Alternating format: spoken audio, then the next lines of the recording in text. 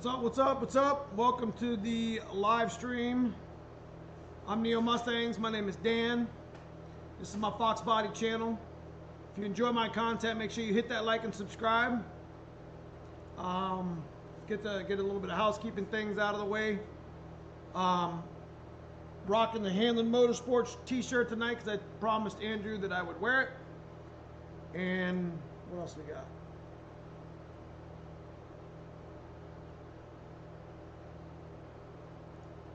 Wait for a few people to get in.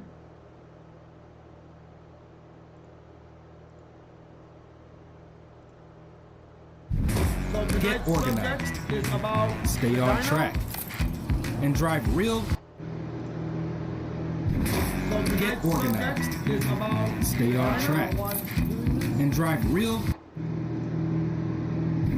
So Get organized, is about stay on track, and drive real. Give me 1 second. Get organized, stay on track. Alright, so I'm about to run this through OBS. There we go. How's everybody's weekend going?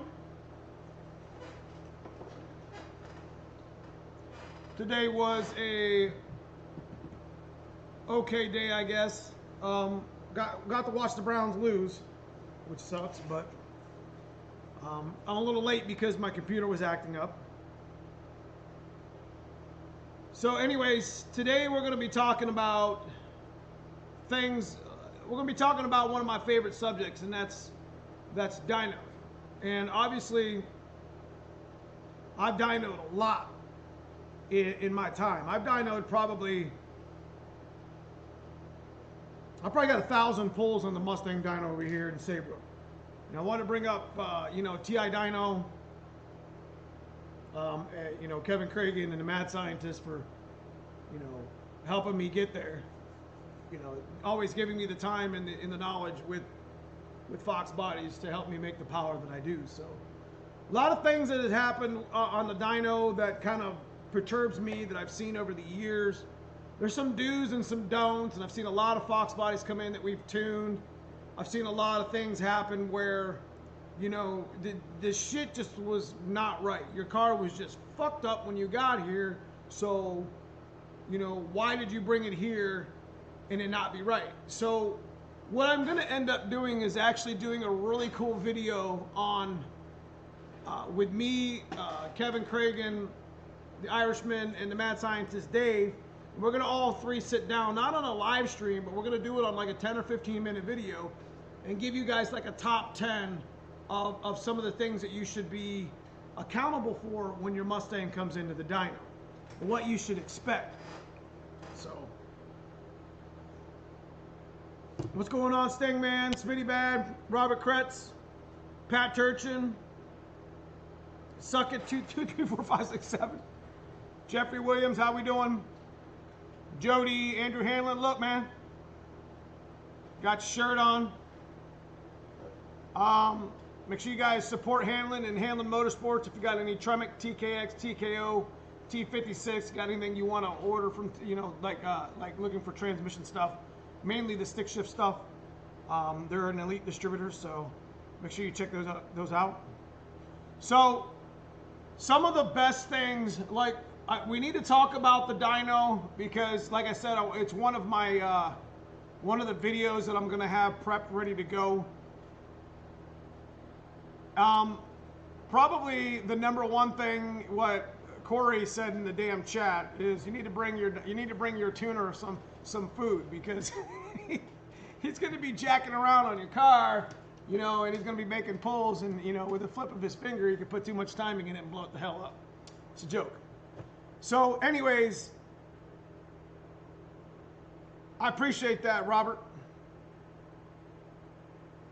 So some of the do's and don'ts of the dyno, and you guys can chime in that have some good experience with it, is like probably the number one thing, and again, I'm gonna probably make a video with the other three guys, or two guys, is don't bring shitty tires to the dyno. And let me put another caveat on top of that.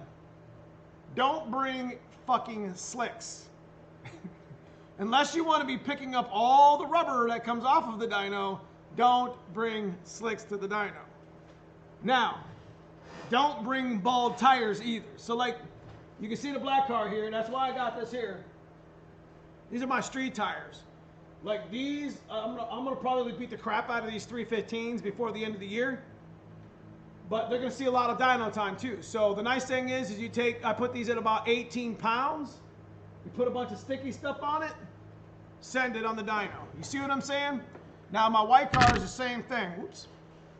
My white car is the same way. It's got a pair of Hoosier QuickTime Pros that I've had for a couple years, and like those are like my street / dyno tires.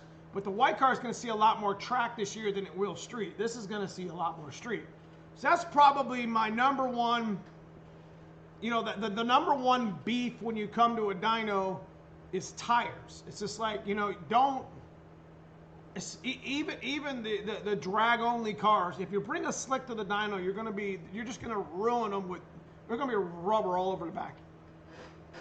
Matter of fact, my QuickTime Pros, when I was making 800 wheel with the white car at the 363, I made a boo-boo and I put the QuickTime Pros brand new on the wheel. I got them all studded in, and then I took it over the dyno to make some power, and they were brand new tires. So they ended up doing a whole bunch of like, you know, they scalped the wheel real bad. So it's okay now. What's up, Fat Boy? What's up, Mike J? So ball tires with wires hanging out. That's a no-go. That's correct. So that's probably the number one thing. The number two thing with the dyno is bring extra plugs. Like, if you come to the dyno, if you started your car, most people do that. Like, they'll start their car, like, you know, to get it running. You know, maybe even to pressurize the system. And that's not a big deal. Usually I have a startup tune myself, but you got to bring a set of spark plugs, because ain't nothing's going to shut a dyno down for an hour than ordering a set of plugs from the parts store. What happens if the parts store is not open? Then you're going to have to tune on some fouled ass plugs. You see what I'm saying? So usually when a tuner, you do your tuner a favor, bring some plugs with you, because most likely your shit is already fouled from trying to start it and not having any tune on it. So make sure they're gapped correctly. That's another caveat to that. You know, on boosted applications, you know, you want a colder plug. You're going to want to go with like a GT40 head would be like a an Autolite 103, or is that right? And then, you know, like a non-boosted plug would be, no, I take that back. I run an NGK TR6 and a GT40 head, the cast iron ones. I'll make sure they're gapped right. You know, that's the spark plugs and tires. You got to bring stuff with you to the dyno so you can be successful. What's up, Sean Ray, Gary Shanks, Broken Tool, what's up? I tuned my carb timing pretty good before the heading to the dyno. AFR was pretty good. You know what? That's good. You're doing due diligence to make sure your car is right. Jody, so this is my second dyno session. Dude doing the tuning is pretty knowledge in my area, but anything I need to tell him, I'm thinking of telling him I'm only, yeah, okay, so here's another thing, number 3. When you come to the dyno, don't expect to make some astronomical fucking number. Like, legit. It ain't gonna happen. Like, some of the dyno jets, there's a lot of argument about dyno jets versus Mustang dynos. That argument is real. It legitimately is real. Dyno jets do have a... I think that's all kind of changed now. I think the electronics now and the technology with dyno jets now, because I don't want to throw them under the bus, is the eddy currents. They're using the same stuff that Mustang dyno is using now too. So, but back in the day, I mean, there's always this argument that dyno jet makes more power than Mustang dyno because it uses a different formula or whatever. Dyno is basically a tool, so it shouldn't be a pissing contest more than anything. But I've seen probably 75% of the people that come into my dyno or our dyno are leave satisfied or on the unhappy side, because I expected to make, you know, 600 horsepower NA. That ain't gonna happen. So I guess number 3 would be expectations. You know, just expect that your car's gonna run really good, and if you can put some timing and put some boost into it, it's going to be gravy, man. And for Fox bodies in specific, if you've got your build set up with like some head studs and you're going to crank the boost up a little bit, then you could add a little bit of timing, maybe add a little bit of fuel to it. You might get a little more power out of it. But the main thing a tuner's going to do, and the tuning is your best mod, is you're going to be able to make all the shit that you put together run right. You see what I mean? All right. Jake Johnson. Let me go back up. And I'll go to number 4. Jake Johnson. What's up from Arizona? I got a question about the T5. If I granny ship the hell out of it on the street with 500 plus, is it going to survive? Briefly, but it'll survive enough. Just be wary of third. Third's the one that likes to chunk out quick. Blue Collar Fox 91. Finally got a trunk latch ordered. Should be able to test drive the coupe soon. I'll tell you, I'm done with this car once I'm driving the next fall. I'm over it. Keep it stupid simple. You know what I mean? Robert Kretz, what is the average price per hour? So I'll answer that here in a second. Real quick, the average price of a dyno, to answer your question, is about 75 bucks an hour. So it could range between, you know, you could come in there and say, hey, I just want to do AFR and do 3 pulls to see where I'm at. I don't need you to tune me. It'd probably be like 75 bucks for 3 pulls. Or you're looking at between 75 and 100 bucks an hour. It might even be 125, 150 now. I don't know what Kevin's even charging anymore. I've dynoed there so much, we're kind of on a, reward system. To our new year, everybody. All right, Roy. Hanlon at Jake. No sticky tires, baby. What's up, Street Fox 347? Uh-oh. Partly cloudy. What's good? Dyno Jet is what I got local. And now, see, the Dyno Jet, there's nothing wrong. Dyno is a tool, folks, so I'm not pitting Dyno Jet up against Mustang Dyno, because that's an argument that no one will ever win. And all I'm saying is my Mustang Dyno has 2 eddy currents, and it's got all the brand new software, and it's up to date, and it makes good power, and everything's, I think nowadays, most of that stuff's on par with each other anymore anyways. So.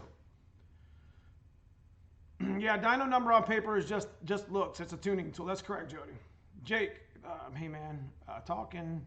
What's up, Clay? Donnie B, number hunters will never be happy when at dyno. I'm a number hunter too. I'm not even gonna lie to you, bro. Not even gonna lie to you. Corey, yep, there's one too. So Corey's been at the dyno a lot. He knows a lot about the dyno. He's the Mr. Super Coupe, super fast. I think you're running a V8 now, anyways, if I remember correctly. But I won't let the cat out of the bag. But you had a 3.8, didn't you? You made like 800 horsepower on a big Super Coupe. So naturally, Dave Dahlke and Corey, if I introduce them real quick, they've done a lot of tuning and stuff. Matter of fact, they've made custom turbos for a lot of Thunderbirds and stuff and Super Coupes. Pretty cool dude right there, big fabricator. Shout out to him. But he's right, full tank of gas. If you're going to come to a dyno and you are on like a quarter tank of gas, you're probably going to struggle. So, yeah. Anyways,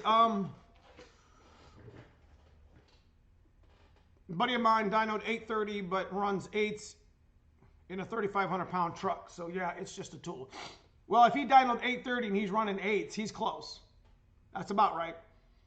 I mean, 830, you should be running, what, 7s, 8? You have to, once you achieve a horsepower number, then you got to take that horsepower and make it stick. You see what I'm saying? I've seen cars, look at my dad's car, for instance. Perfect case scenario. It makes 320. It makes 330 wheel, 328 or something like that with the supercharger on it. The damn thing runs an 1190. That doesn't coincide. A normal car that runs 320s or has 320 horsepower maybe runs 1290s or 13.0s. See what I mean? I got that power and every bit of that power, and I made it stick to the ground. So that's the hardest part, is as you get higher in a horsepower number, it's harder to get it to stick. So 830, running 8s on an 830, that's about right. I was running 19s in the white car and it made 775. So, and it was stick shift. Sean Ray, so Advanced Auto had a dyno day back in 2005 in Charlottesville. With my GT40 upper lower intake B cam 240 horsepower, a guy with a big block went, and a bystander had to be at the rear end. Bad decision. Andrew Hannon, and I only had a wimpy 10 spline input. Justin 91, what's up, man? Give it all the time. That's what I'm saying. Robert Kretz, I truly have a long ways to go before I get to that point, and I know it. At the same time, I wanted to look at what's best for the tune. What's up, Eric? Andrew, no launching, gotta get, okay. So how much timing do you recommend running? Base total? Carb 347, now that's boosted, right? Blue color? Or that's NA? Because if that's NA, I'd be running something around 36, is that right? 36, 37 degrees? Depends on your fuel. What's up, G-Funk? This is good info. I just wanted a couple of horses, and my car will be tuned good, looking really good. Good. So like I said, we talk about tires, talk about fuel, bring extra parts, aka plugs, plug wires. Number 5, bros, don't bring a car leaking all over the fucking dyno. It's bad because I've done it, and it's just, when you got a leaky car, it's just bad scenario. You know what I mean? The best thing you can do is probably, before you get to the dyno, maybe get a hold of the tuner and get a startup tune, because you could probably avoid a lot of antifreeze all over the ground if you just had a startup tune to where you could actually, you know, like pressurize the system. You know what I'm saying? So leaks would be another one. Don't come to the dyno with leaks. The best way you can, the possible, I mean, you just built the car, and or you just fixed the car, or you just tuned the car, or whatever. You want to come to the dyno with no leaks if possible, because ain't nothing looks worse than a big pile of oil sitting underneath the damn car coming from your rear main. Jordan, hey Dan, I'm doing an 03 Cobra rack pinion in my Fox. What is the rods for inner and outer should I use? I've heard so much different things. I'm not real sure, Jordan. I never did a 03 Cobra rack. Broken tool, blue collar, every engine. Okay, Jake, I love this channel. What's up, Brian? GT101. No Fox given. My tip from Dyno experience: don't buy the cheapest injectors you can find. That is correct. Do not use Chinese fucking injectors. Buy Siemens Decas. Buy Ford Motorsports. Holly's got a decent one. I think Excel's got okay ones. Bosch. God, I'm just throwing it out there now. Don't buy cheap injectors. They never spray the same. Those 42s you see on eBay for like 200 bucks or 150 bucks aren't the same 42s that you get with Ford Motorsport. They're going to spray different. They're not, they could, let me tell you what will happen. You'll get a cheap one. It'll act funny. It'll stay wide open. Boom, you hydrolock your damn cylinder. Congratulations. You saved yourself $100 on injectors. You probably get them used for close to what you pay new on eBay or Amazon or whatever. For what? Then you ruin your dyno? You still got to pay the dyno, man. Damn, that's a lot. Right now I'm at 14 initial and 34 total. I'm at that total broken. What's up, cousin Paul? What's up, Smurfit?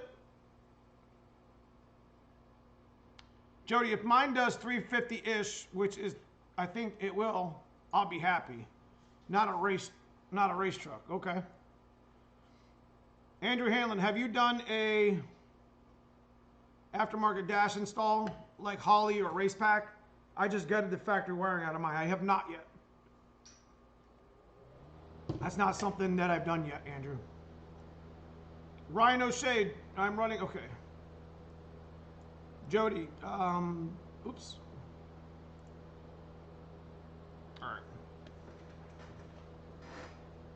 Yeah, if you can, I think I caught up in chat here. I mean, I know I have a long time before 500 horse area. I'm just wanting to dyno. Best, okay, so here's another thing. If you don't have, okay, we talked about tires, extra parts, you know, fuel, leaks. The other part of the leaks too, which is going to be like 4A or 5A or whatever you want to call it, vacuum leaks, especially on a Fox body. This is a Fox body channel, so this is what I'm actually trying to, you know, talk about. You know, it goes the same with any other car. Vacuum leaks. I don't know how many times I've fixed vacuum leaks, vacuums just laying on the ground, like laying on the motor. Like, the only thing you really need is fuel pressure, and that's the only vacuum that you really need, unless you're running the heater. Then you need the vacuum to the heater box, obviously to the intake back of the manifold and the brake booster. Those goes without saying. But what am I missing? I'm missing one of the vacuums. I think it's just fuel regulator. That's the only really important one. Anyways, vacuum leaks are just terrible. They're just a nightmare to try to figure out, especially in a very stock car or something that's got 1,000 vacuums. Because you unplug one thing and then you got a vacuum leak over here, and it's just a nightmare. Vacuum leaks are just terrible.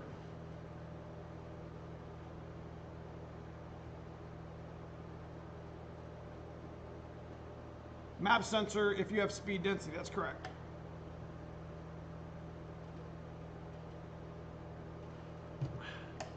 What else? God, I had so many wrote down, and I didn't bring my sheet with me. You know, don't come to the dyno with low oil. Don't come to the dyno with low antifreeze.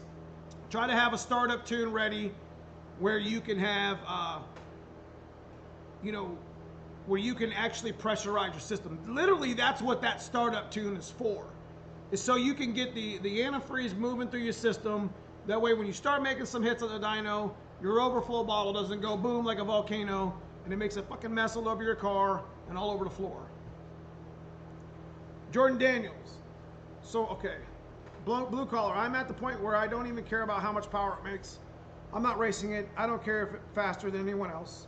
I just want to have fun and roll with my old man. I got you. Hey, and that's keeping it stupid simple, bro. And that's good. Street Fox 347. On a T5, does 85 GT have a world class? No. Actually, I think 1352-128 was the first world class, Andrew Hanlon. I think the 128 was a world class, and I think the neutral safety was on the other side, and I think that was 85. 86 had the 169.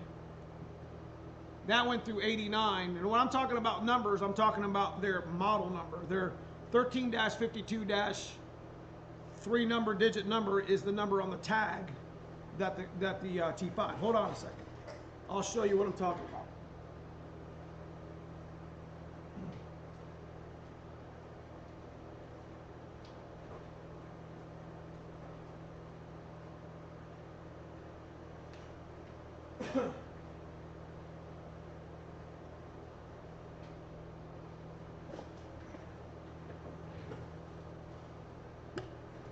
What's up, Nathan Tuck?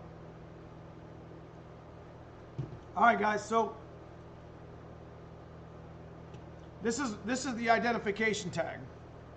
Like when you're going to look at a T5.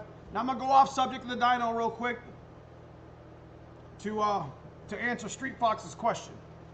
See that? 13-52-208. This is a 9293 T5 transmission. This is an identification tag. Probably can't see it. I don't know if it's shiny. See the number at the bottom? That's the ID tag.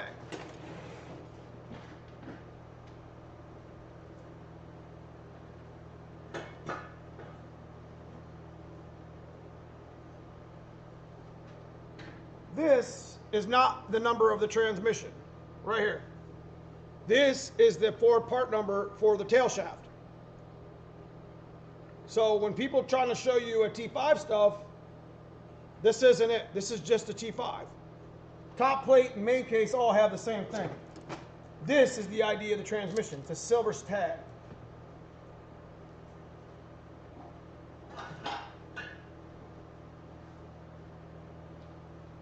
So to answer your question, Street,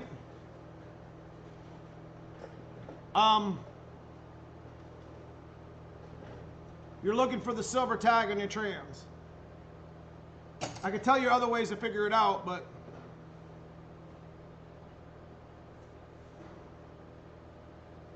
all right, Jordan. Steven Shepard, what's the most compression you can run on a turbo Fox body? Interested in on 3 kit. My 393 is running 12 to 1. You could probably run 12 to 1 on some low boost. I wouldn't get crazy with the boost on 12 to 1. Maybe 6-8 pounds.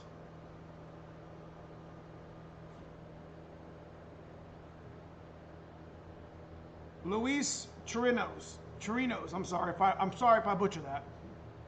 My 88 GT idles and res fine when not moving, but as soon as I put it in first, try to move, it wants to bog out and die.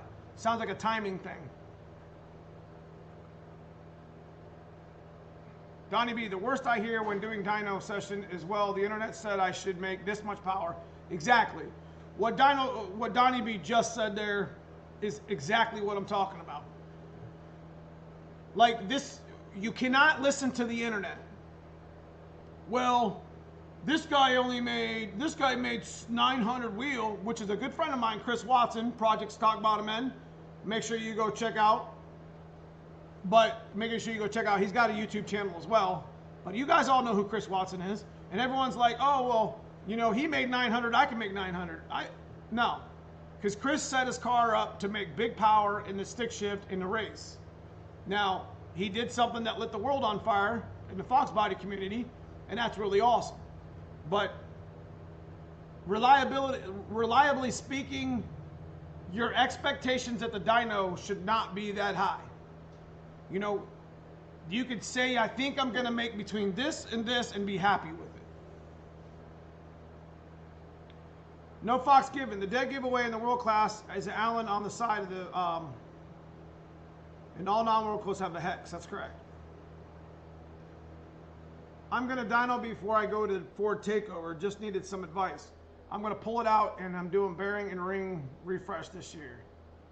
Also do the oil pump drive shaft, plus also what? Yeah, balancers, the harmonics are huge, so I would definitely change the balancer, Rob. Scotty Stewart, will a turbo kit from a 9350 work on a 95? No. Jordan Daniels, I appreciate you guys and a new two-piece polyester bushings for the drag. All right. If no tag, look behind the bearing cap in the lower left. If it's smooth, no lip, yep. If it looks like a freeze plug, it's a non-world class. If it looks like a Timken bearing, then it's a world class. Blue collar shortened plugs in the back of the cluster. Clay Zentz, we had tons of power with our Outlaw notch. It was hard putting it to the ground. That's correct. I mean, you can make all the power in the world at the dyno, but honestly, boys, if you can't get it to hook, then you're just wasting your time. I mean, horsepower is not hard to make for the most part. You know, getting 90% efficiency down the track, that's hard. Brad Pittman, dyno is a tool. To me, the car is also a tool meant to be a job. That's right. So, what else? What other things have we talked about? Exhaust leaks. That's a huge one, especially on turbo systems. So, on 3 turbo, I don't care what turbo you have. If your headers aren't mated to that head and you got exhaust leaks or your V-bands aren't right, you're not going to make the power that you want to make, and it's going to be loud, it's going to be obnoxious. Exhaust leaks are huge, especially, I mean, even not so much with the NA, but more with the boosted side. And on the supercharged side, I'd have to say probably, you know, the belt slippage. You know, unless you're running a cog or some sort of big F1 style, you know, gear to gear or something, you know, your supercharger probably is an 8 or 10 rib belt, unless you're running a root style like a Kenny Bell. You know, you can have, you know, belt slippage. That's a big one too, you know, so. 2-valve, are the eBay turbo kits worth buying and upgrading some cheap parts to,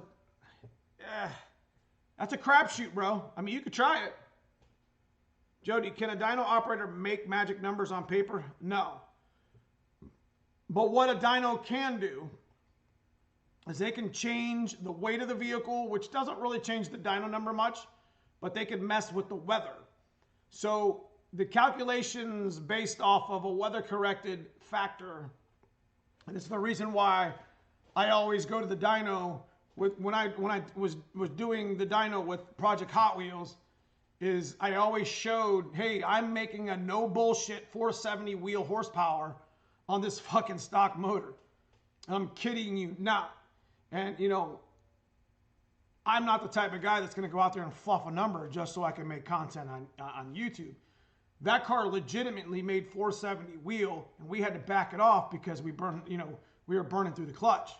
So, you know, I think in that video, I'm pretty sure I showed the weather correction state. I brought up the numbers, and I made sure that everything was correct. So there is a way they can mess with it, and they can kind of force a number to happen, sort of. But it's not easy, and it's kind of obvious. The reason I asked is the case he doesn't want to tune it.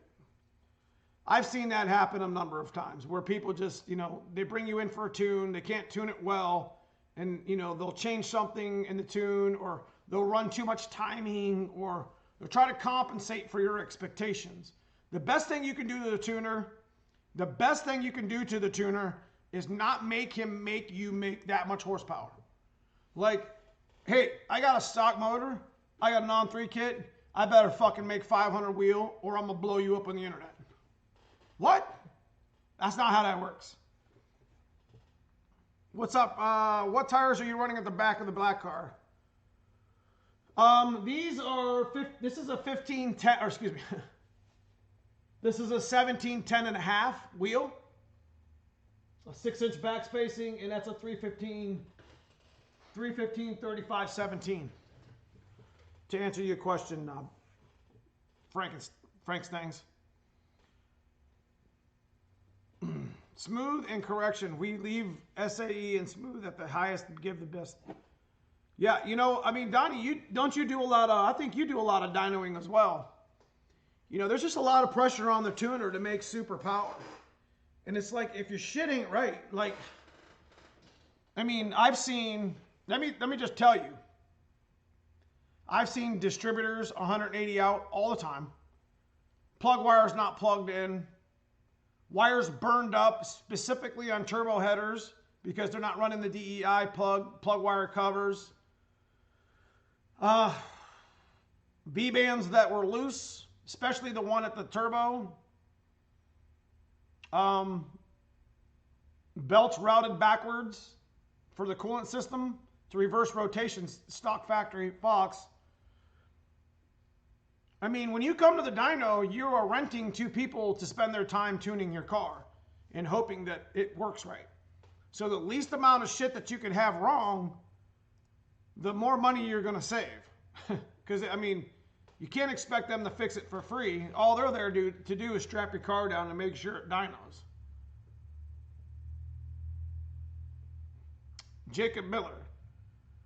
I have bare GT40P heads. I did the trick full valve spring upgrade going to older rocker arms. Next what size? 3/8 or 7/16? Why? And do I need anything else? Why do you want to go to a stud?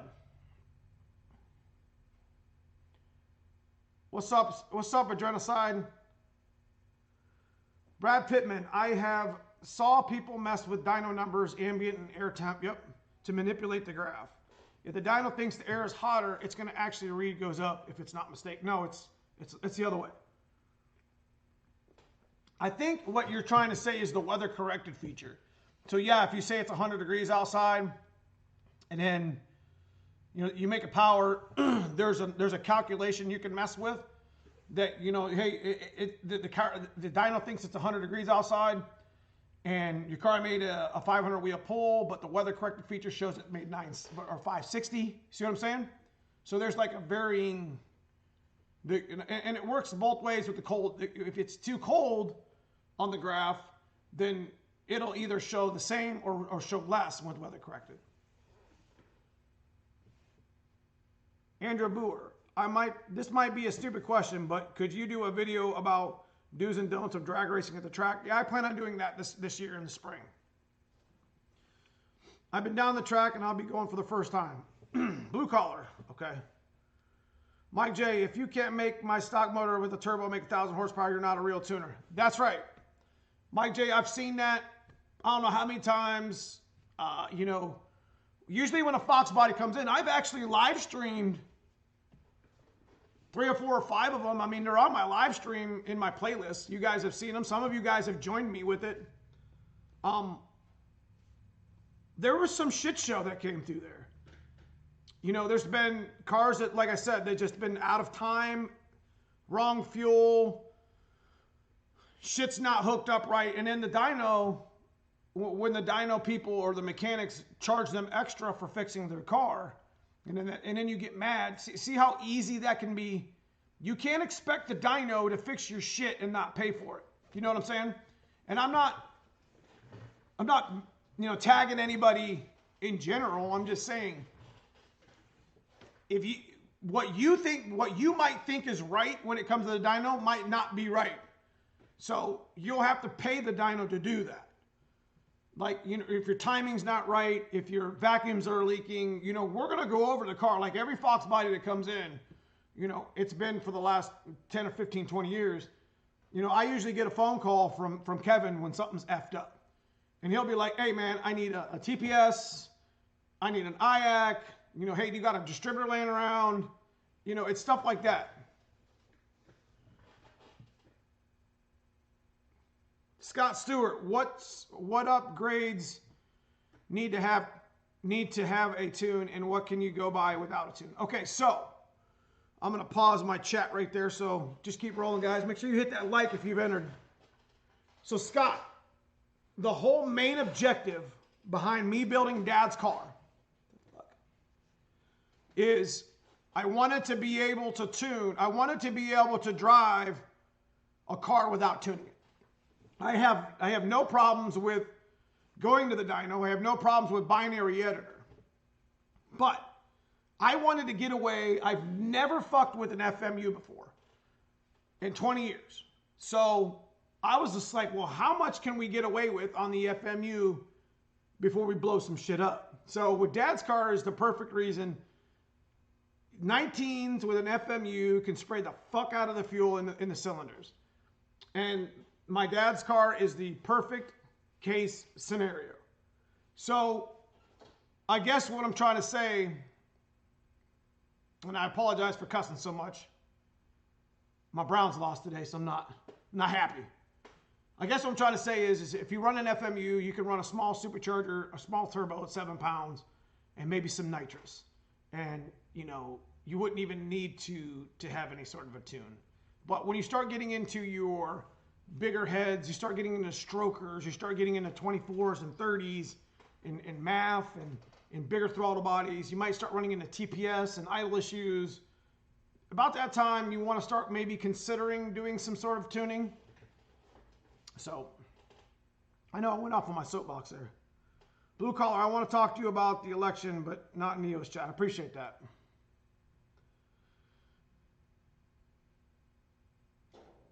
Dan, what does your black Mustang weigh? It's full weight. 3,000, 2,900. No, 3,000, because it's 3,250 or whatever factory roughly. But I got a K member on it. But I have all my interior in it, so. Neo, currently do-it-yourself porting on GT40P heads. Depending on who you ask, some say porting the exhaust ports will kill torque. Thoughts? There's a difference between cleaning them out and porting them. So if they mean porting by cleaning them out, then they're wrong. But if you're going to try to put a big hole in there, you got to be careful, because the ceiling of the 40 heads are close to that emissions, or what used to be. So you got to be careful. So all you would want to do really is just clean them out and make them nice. Does that make sense? Jude Lowe, anyone have any heads for sale?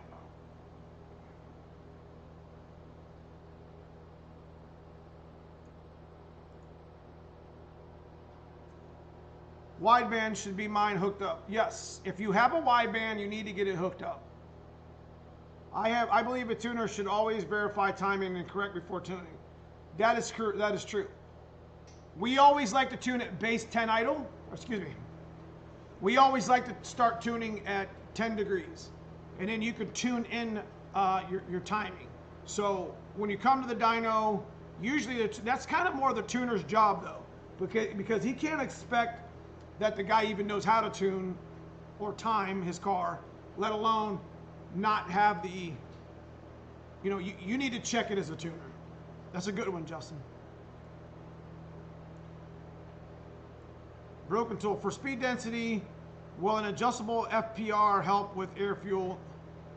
Actually, with speed density, if you're going to run like a supercharger and or turbo at 7 or 10 pounds, 7, 8 pounds, don't get crazy with speed density, then I would consider the adjustable disc for the FMU. Does that make sense? That's kind of my next move with Dad's car. I could mass air convert. I got the A9L and the harness sitting right there. I could mass air convert in an hour, and then throw a laptop on it and be done with it. But I would consider running an adjustable fuel pressure regulator if you have to at like 42 with vacuum off, and then maybe adjust with your FMU if that's what you're talking about doing.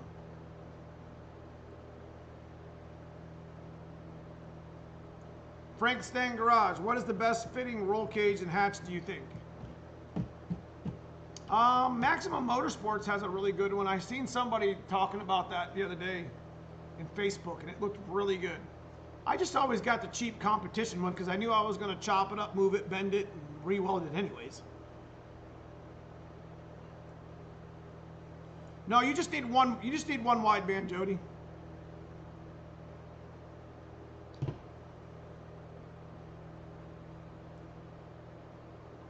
Nathan Tuck, Neo is a 94-pound guru, total dis... I'm telling you, man, 19s will make power up to 350. Bet me and fucking lose.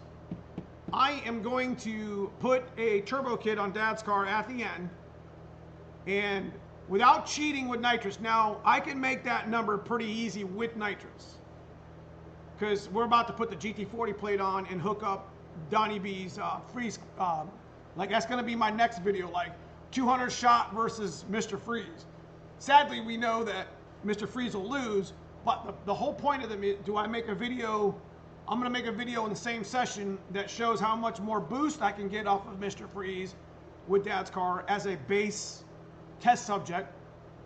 And then, of course, we're going to spray the piss out of it with 200. And if we throw a rod, well, we got a motor ready anyway, so sort of. Upstate call out Neo, I just picked up some 11Rs. Holly System Max upper 24s and matching 75. How much tuning you think you'll need? You're going to need to tune. 24s will be plenty for that, because 24s should pull you through 375-ish, 400, 375. And that, depending on what the stock, if it's an SBE or if it's a stroker, you know, you're pretty limited on to how much air you're going to move at the bottom of the motor anyways. Dylan, I just picked up a GT40 intake 3 and heads. Ooh, you got 3 bars. That's good. Those are getting hard to find. Very, very hard to find. I've gone down the rabbit hole in the forums trying to find a good streetable valve spring roller camshaft. Donnie B's actually here in chat. And Donnie B actually has a YouTube channel. If you're here in chat, there's about 70 of you. Make sure you guys hit that like. But Donnie B has a chat, or he has his own channel, and he's also one of the managers at Anderson Ford Motorsports. So to answer your question, Upstate, he's pretty good with the camshaft selection, and he'll try to, and he'll tell you, I think he's a dealer with Trick Flow, I think he's a dealer with Anderson, I think he's a dealer with a number of camshaft places. So also Justin 91LX and Blue Collar Fox, who are here in my chat as well, they're also in the Fox body content creation genre. So give them a check. It's a good find, Dylan. Broken tool, any engine, I got mass air kit too, but I don't want to use it. Yeah, I mean, I've proven that you don't need to. Get a good fucking FMU with some discs, and, you know, with some tuning discs, and just go and just have some fun with that. You know what I'm saying? Jacob Miller, I don't have anything but springs on my GT40P heads. What rocker should I get? The 17172 Cobra Crane knockoffs or replicas or whatever. Same ones I put on Dad's car. Robert Crest, Justin 91X, glad. Yeah, he's about to get that coupe fire. I think he got it fired up recently. Sky Stewart, what's a good cam to start out with? I have a semi-stock 95 GTHO. E-cam, B-cam with rockers, Trick Flow Stage 1, There's an Anderson cam, B31. I made a lot of power on B31. There's a lot of good entry-level ones. Comp has a good one. Claudio Mozina, I'm from Brazil and I enjoy your job. Thank you. Street Fox 347, can I use a wideband with 110 race gas without hurting the sensor? Man, I blow 110 through this in my white car all the time and they don't blow my sensors out. Everything's good. Want to do some housekeeping real quick. I do have a channel membership. If you guys are interested in giving back to the channel or supporting the channel, and I also have t-shirts for sale. So if you're interested in that sort of thing, got a couple links in chat. I'll try to pin them when I get to them. I'm still scrolling through, so I'm sorry I'm behind on your questions. But anyways, I want to see a dyno run with that old supercharger and the F150 shot together. I don't think, now listen, Frankenstangs, I'm pretty sure that I could put the supercharger on it with the smallest jets I put in my GT40 plate, and I'm pretty sure I could run them together. But if I run them together, I run a very high risk of blowing that motor sky high.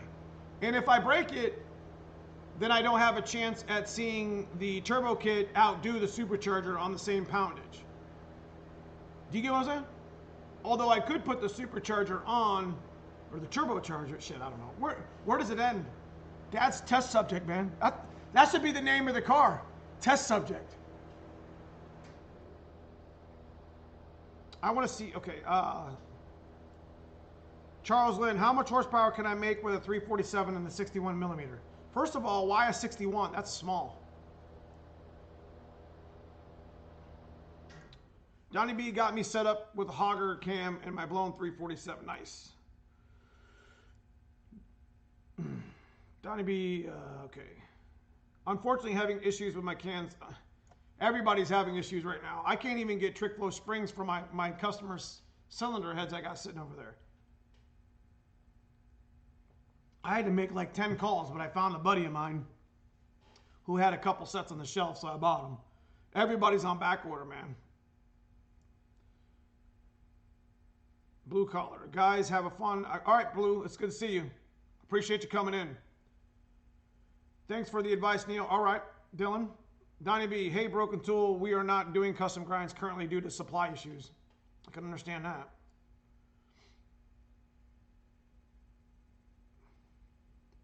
Still checking up in COG. Okay, here we go. I'm at the bottom. Instead of going to get a tune, what about using an older SVO RPM performance computer? Don't use that. So anyways, what else about the dyno, the do's and don'ts?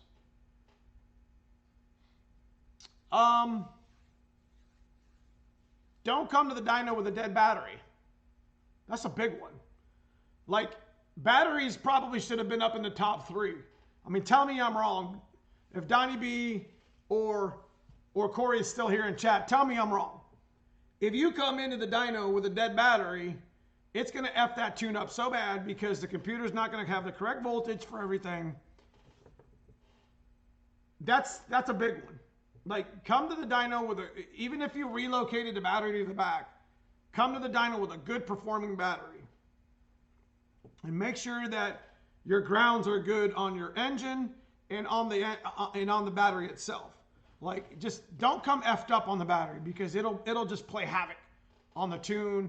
It'll play havoc on the computer and all its voltage and stuff. So, well, I mean,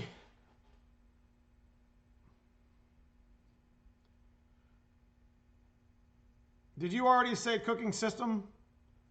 Cooling system, yes. Make sure, I caveated that, Brad Pittman, with the cooling system with another set of plugs, because usually when people are trying to pressurize the cooling system, that means they started the car. And if you started the car, you probably fouled your plugs, and most likely the plugs, you might as well bring another set, because when the tuner's ready to write a tune, and he has a good startup tune ready for you, she has some brand new plugs in there gapped at about 22, 24 on boosted applications, and be ready to rock and roll.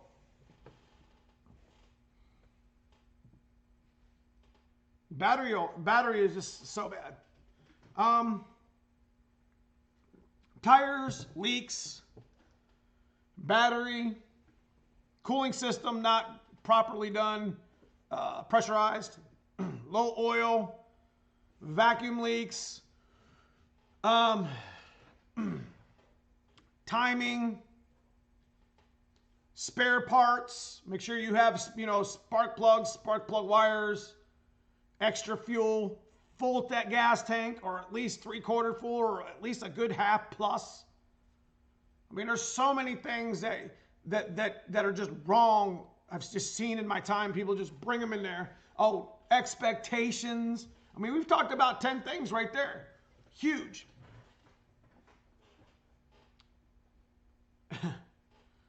Smurf it. Bring sweets for who? You? Hey, if you didn't know, Smurf it is Cousin Paul's wife. She drives the multicolored blue car on our channel, which will be a grabber blue here shortly. Hey, it was also Cousin Paul's birthday last week, so why don't you guys give me a shout out and channel? You guys know Cousin Paul. He's in half of my videos. Hit me up with some happy birthday stuff for Cousin Paul. I don't know what age he is. He won't tell me. I don't even remember. Happy birthday to you. Happy birthday. You smell like a monkey. And you look like one too.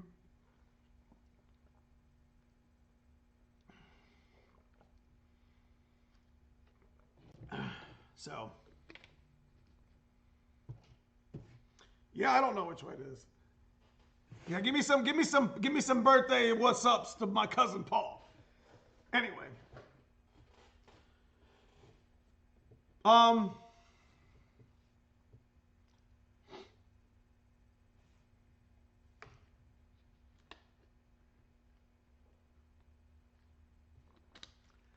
that means you're 22? Cousin Paul. Anthony Wilson, how long does an average dyno, I'm assuming that you mean dyno session, usually take? That depends on how fucked up your car is. I can get in the dyno and be done in the dyno in 2 hours tops. You have to expect. Yeah, Roy's got the crazy emojis, man. He got that shit on hotkeys, bro. So anyways, you have to expect that you're going to be there at least 2 hours, probably 3, and could be as much as 6 to 7. So let's talk about, and I know chat's 10 seconds behind or so, but our next thing we need to talk about is your expectations on what you need to pay. So, Donnie B, without dragging the cat out of the bag, what do you guys charge at Anderson per hour on the dyno? I can tell you that TI dyno, I think Kevin's sitting at about 100 an hour. And then you gotta factor in the cost of the chip if you didn't bring your own chip, which is another 200 or so, 250. The 500 is too cheap at Genocide. I'm gonna be honest with you right there. I'm saying I think if you brought a Fox body to our dyno and it needed tuned and it was there about 3 hours, maybe 4. The nice thing about Kevin and our TI dyno is, we make sure you leave running for the most part. He'll take the extra precautions to make sure it's right, the timing's right, vacuums aren't messed up. You see what I'm saying? So between 650 and 750 is about a normal going rate on a dyno. Some of the higher, some of the bigger dynos are like $1,000, and you can spend hours at the dyno. So especially, this is what I'm trying to tell you here with the do's and the don'ts. And like I said, I'm going to come up with another list. I'm going to make a nice 10 or 15 minute video where me and the mad scientist Dave and Irishman Kevin are both sitting next to me. We'll be bullshitting a little bit. You know, I'll edit most of it out, and you know, we'll have a little fun with the video, and we'll explain to you and try to save you some money to make sure that you're right when you come into the dyno. But I would say a good rule of thumb is probably right around about 750 if they have to, you know, if the tune goes pretty good. It's about 3 hours long, 2 hours, 3 hours, and they have to provide the chip. So, yeah, so some areas, now keep in mind, that's here in Northeast Ohio. So our cost of living and doing business is different than that in New York or California, Florida, Texas. You get what I'm saying? So those numbers are going to change. You get what I'm saying? So, yeah.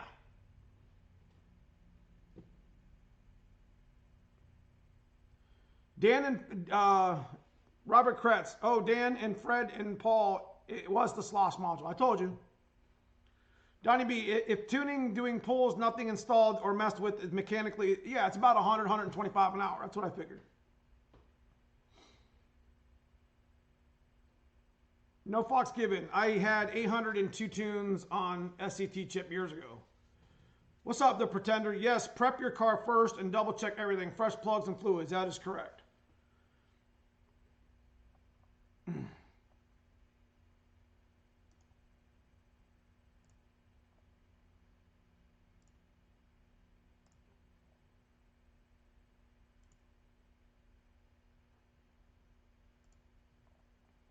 All right, so what are we? We're almost an hour in.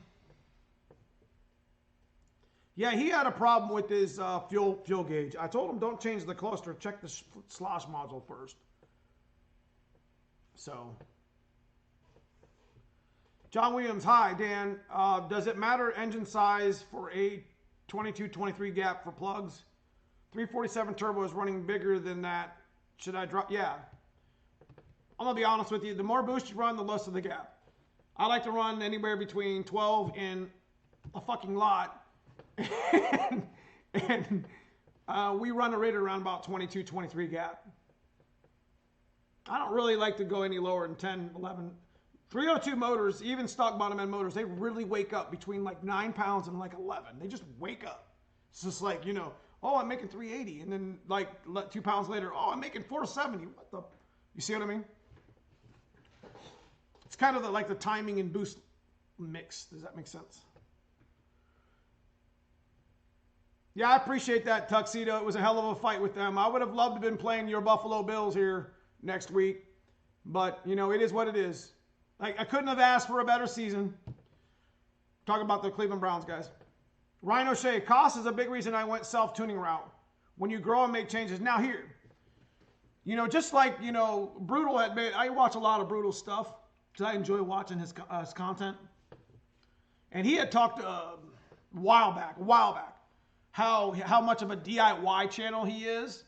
And you got to take that to heart. And that's the kind of shit that we do as well. You know, I'm not comparing myself to Brutal and his channel. I'm just comparing myself to the idea that, you know, it's a do-it-yourself stuff. So I super appreciate people learning how to tune themselves, because you can legitimately save yourself, you know, thousands of dollars and headache tuning your shit yourself and learning how to use binary editor or micro squirt or even the Holley Terminator X or even the PIMP system. So there's a lot of good systems out there that are pretty user-friendly.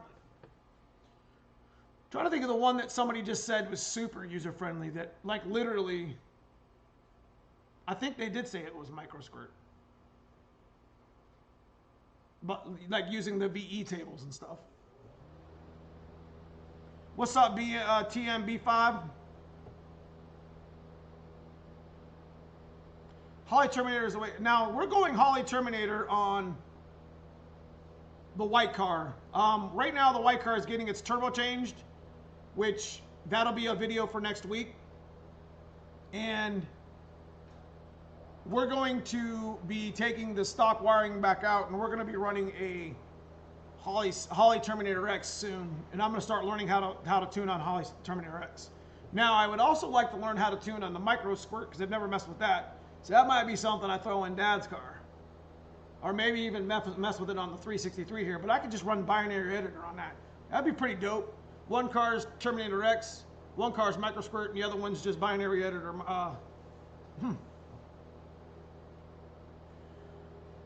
Dan, between 12 PSI and all of it. That's right. Ever dyno a blow-through setup? Yes. Often.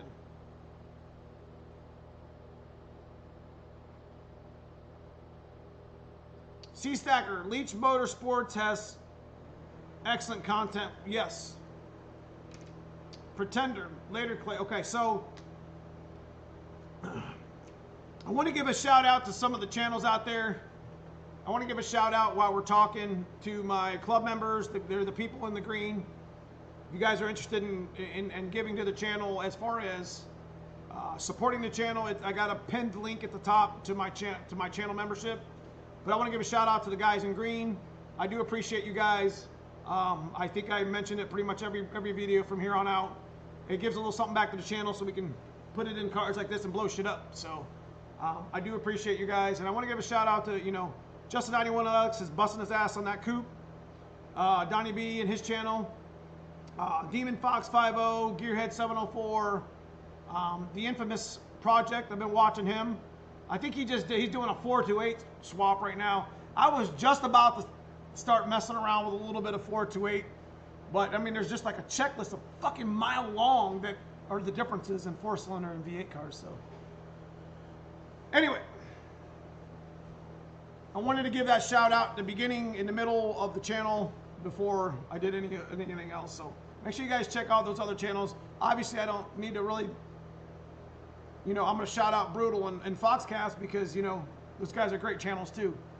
Obviously, their subscribers, they show how good they are. So I do, they do have and I think Brutal is not subscribing, but I think they're doing the Ford Takeover.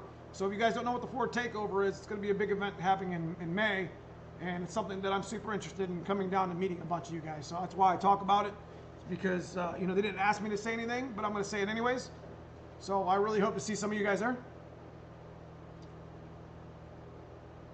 I told you, man. The Hand of Motorsports. Oh, 417 Fox. I forgot to mention him. And Blue Collar just started. Frank 3 Stangs has his channel going. There's a lot of Fox body channels popping up. G-Funk Express 50. What am I talking about? My bad, G. All right, so yeah, I've never messed with that Pimp X system. Here's the one thing: is I always like kind of looked at this one dude. He used to have a turboed Fox here in my area, and he's kind of an asshole, but he ran around on 19 pounds and said the car was super fast, and it was a turbo setup, and he did it on 19s, and I never would have thought 19-pound injectors. He had a Pimp system, and I never would have thought that 19-pound injectors would do what they've done with Dad's car. So I'm impressed to say the least. Yeah, I'm always watching the little channels. I wouldn't say little, they're just, there's a lot of channels popping up Fox body wise, and there's some good shit out there. There really is. So Blue Oval Media, I forgot to mention him. This isn't a, hey, here's my buddy, pay attention to him. This is actual content that I've watched. You see what I mean? Like, I think Gearhead 704, Matt over at Fox Resto, he just lost his damn oil filter in his buddy's driveway. I mean, I feel bad for him, but I'm like, damn.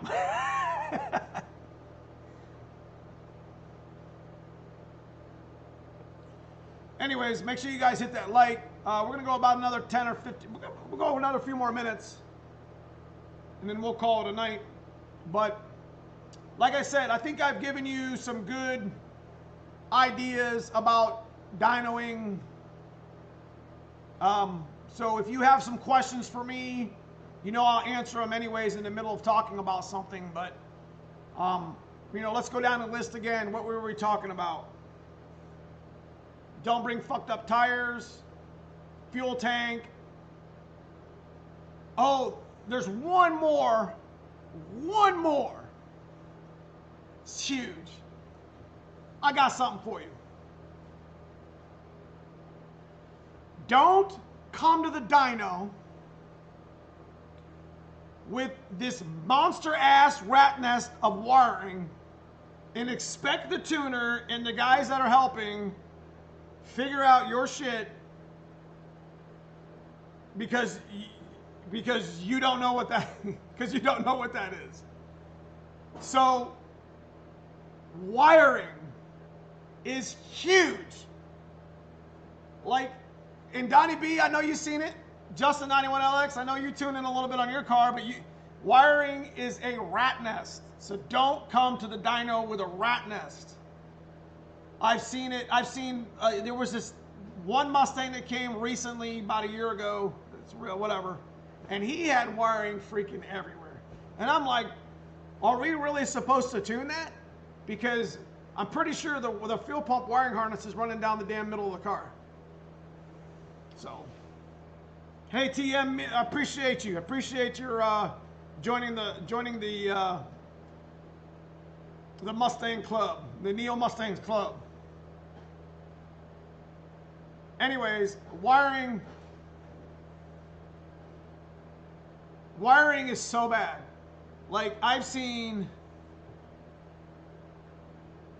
so much, like the O2 harnesses being the wrong one. Like this is the type of information that I try to put out on my channel to try to save you guys, or just people in general, that not so much you guys, but people in general. You know, I'm trying to save, like the O2 harness. Like, okay, you converted your car to stick and you took the A9P out and you put the A9L out. Well, your O2 harness just fried your neutral safe, your pin 40, what is it, trace 45, 46? I can't remember what trace it is. You see what I'm saying? So there's just wiring issue after wiring issue. The best thing you guys to do, here's the best information I'm gonna give you. And I saved it for the end. If you know a guy that's gonna tune your shit, get a hold of him in advance and say, like, Dan, I got stock bottom end, 11 Rs, Holley intake, 75mm throttle body. I'm only using that because somebody said that earlier. I got an on-3 turbo 70 base. I'd like to, you know, what do I need to do to prep for the dyno? And he's going to tell you all these things I just told you in this damn chat. But he's also going to say, okay, you make an appointment, I'm going to send you a startup tune. Do you understand? Getting a startup tune is huge. Whether if they send you a file that you upload the micro squirt, or they send you a file that you can't burn in modes or in corridors. I mean, the tuner has to do that. But like even I mean, you just have to have a tune to start your car. That way, I'm not talking about starting it and, hey, I'm gonna go drive it on 10 pounds of boost. Don't do that on a startup tune.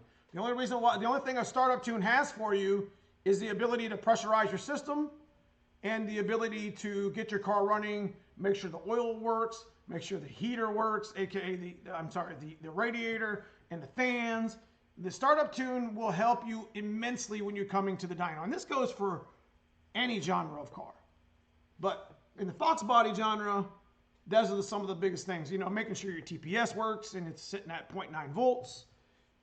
It's, you know, making sure your shit works. And buy him lunch. That's correct. Hey Dan, let's go for lunch and you can tell me everything that's wrong with my car. I've had people do boost pulls on startup tunes. It's crazy. Like, the best thing you guys can do, and it's the best advice of the night, if you plan on doing a tuning session with your car and you don't want to self-tune, because self-tuning is not frowned upon, bros. That's actually, if you self-tune and you blow your own shit up trying to self-tune, you know what? You're going to get some props for that because at least you tried. But if you're going to tune with somebody, get a hold of them in advance and say, I would like to buy a startup tune or a file that I can upload so I can get my car running. That's the best advice I'm going to give you. And the caveat to that best advice I'm going to give you is don't have crazy ass expectations. Oh, the internet said I'll make this much power. Those are the biggest bullshit posts in the world. You want to know how much power you're going to make? How many times have I said it in live chat? People will throw combos at me. I'll know within, 5% on what they're going to make because I've seen it. I've seen most of the stuff out there, mainly in Fox bodies. I'm not talking, I'm not talking crazy. You know what I mean? So, anyways, now when we're talking about the last thing I'm going to talk about before we bump out of here, before I take my 5 minutes of just hit me with questions if you got something you want to ask me. As for the carb people,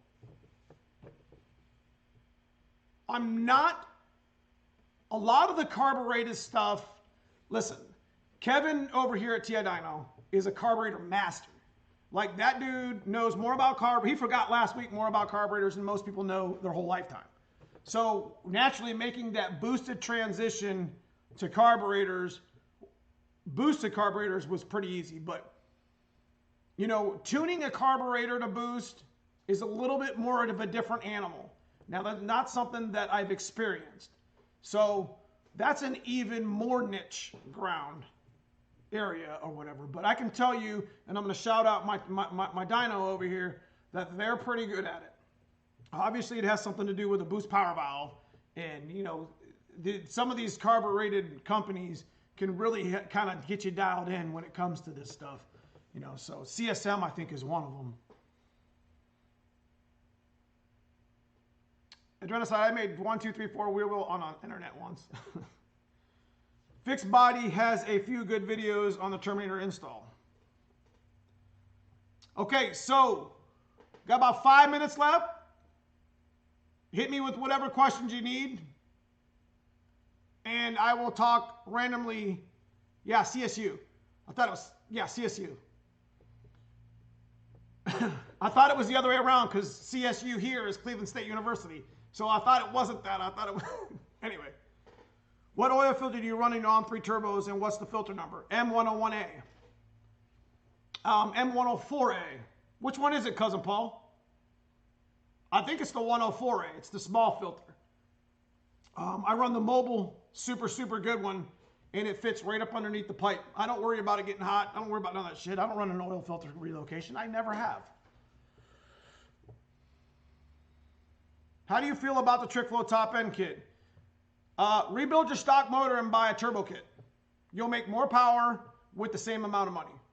But if you need to go NA and you want to do that, all the TrickFlow stuff is good. I'm a TrickFlow dealer. I don't sell their products, but I'm a TrickFlow dealer because I use their products and break their products. And I enjoy the company. It's a very well-made company. So the top end kit is top notch. What size turbo you need to run a 347 stock block? 76. I would run a 76, 75 with a 96 housing exhaust on a 347. Wait, yeah. Yeah, 347. That'd be a badass motor right there. What's the best tire diameter, 26 or 28 on a dyno?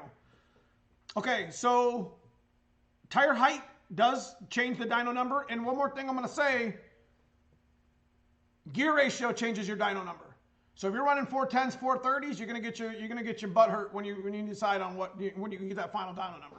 If you're running 308s or 327s, it changes. Trust me. It's about a 10% variance there. Dyno before engine build and then after, good content or not. That would be great content, broken tool. That'd be excellent content. Corey, how much horsepower torque on a stock 302 GT40 aluminum head turbo heads? Okay, so how much horsepower or torque on a stock 302 GT40 aluminum heads, turbo swill, BCAM 17s, System Max 70 C4 brake? 42s. How much power will it make? 42s is way too high for that motor if it's not boosted. You need to run 30s in that if you're going to tune it. It's probably going to make about 325, maybe, if it's not boosted. No Fox given, 58314, I think was the Wix number. I'd rather have a good cam sound than high horsepower. I guess, no, you're not alone on that, man. 89 GT50, you are not alone on that, bro.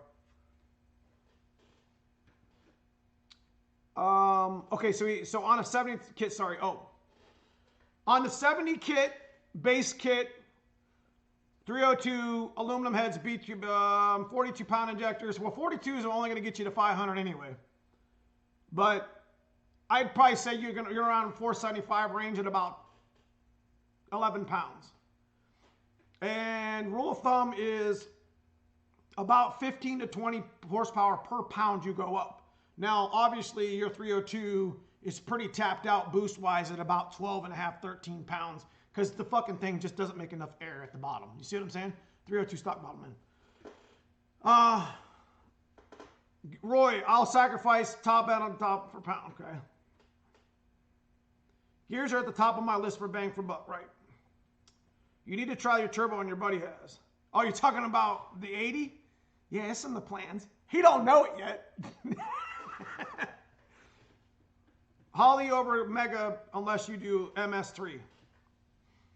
Now, that's about half the cost, right, Justin 91LX? All right, so a couple more minutes. What we got? Again, I got the channel membership at the top pinned. I got t-shirts on my, what you guys probably see my shelf there on my videos. I've shouted out some of the channels earlier. Guys, I super appreciate everything. I hope you guys get a chance to check out my latest couple videos. I appreciate everybody watching all the time. I like to come on here and live stream with you guys and talk to you guys and bullshit.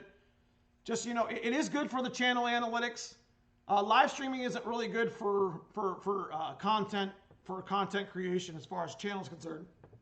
But it is good for channels like this that have a lot of tech and do-it-yourself stuff in it. So I try to bring my knowledge to you best I can, and I try to mix my knowledge with people that are in the chat and people that have experienced it too. My knowledge is not the end of the discussions. Everyone has their own different way of experiencing stuff. So having hella problems with my Mega Squirt, thought I was going back to stock, hella problems. Okay, so without that being said, I go out there and check out some of these other Fox content. There's a lot of channels popping up. Support them. Hit that like and subscribe to them.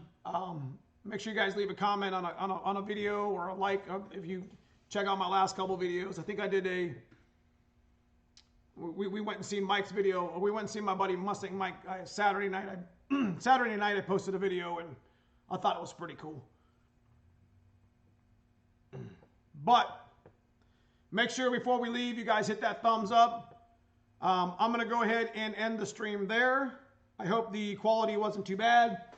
I did want to show you guys something that's coming. Hold on a second.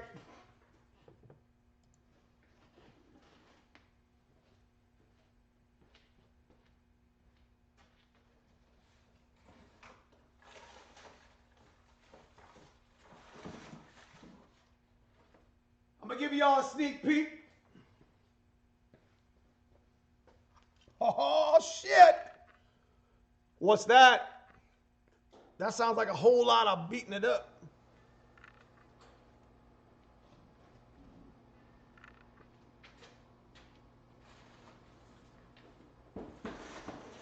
I'm not done yet.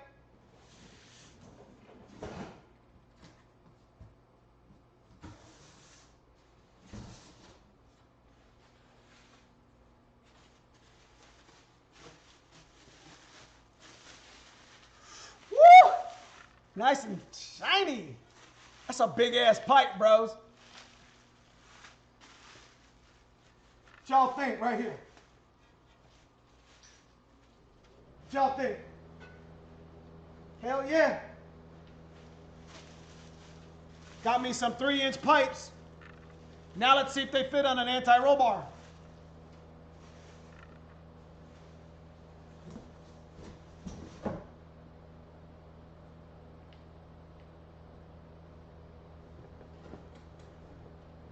Yes, Flowmaster. I got the pipes.